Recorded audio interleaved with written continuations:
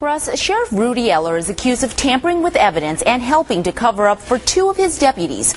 One of Sheriff Eller's deputies allegedly fired shots at the home of a man romantically involved with his wife. The victim told me today he hasn't slept at his home since it was riddled with bullets.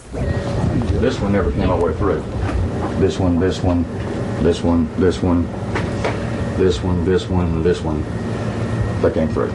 In all, Gary Dean says 11 shots were fired into his home on Synth Creek Road 3 weeks ago. Two came through here and through the dryer. The bullets ripped through his front door, shattering the glass, through the washing machine, and even the refrigerator outside. I thought first something blew up in the shop. First, because the first two shots came through the shop. And I thought something blew up. Then it rang that there was bullets.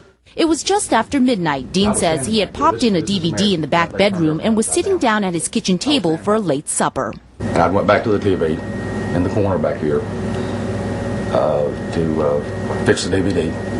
And I was out of my chair about 30 seconds, 30 to 45 seconds, when the first two shots came through the office area. Shortly after the drive-by shooting, the GBI arrested Towns County Sheriff Deputy Eddie Osborne and Deputy Jesse Gibson.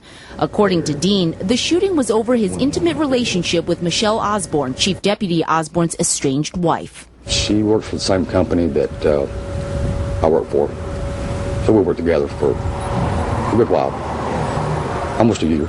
Dean says because of the situation a few nights before the shooting, he went to Osborne's superior, Sheriff Rudy Eller, for help. I think a lot of the sheriff. He's a nice guy. Asked him for help, and he said I've talked to him, and they didn't do any good. And I will talk to him again, but I don't think he'll listen.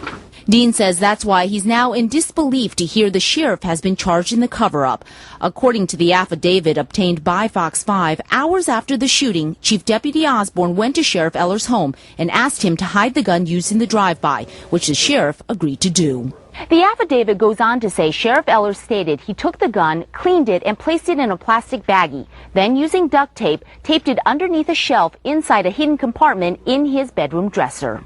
Ironically, Fox 5 has now learned it was Sheriff Eller who originally called in the GBI to investigate this case. I don't believe they expected us to solve the original shooting, but we did. What do you think saved your life?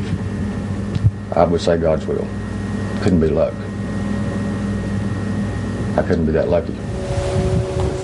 Sheriff Eller is facing numerous charges, including tampering with evidence, obstruction, and violation of oath of office. He was released on a $250,000 bond.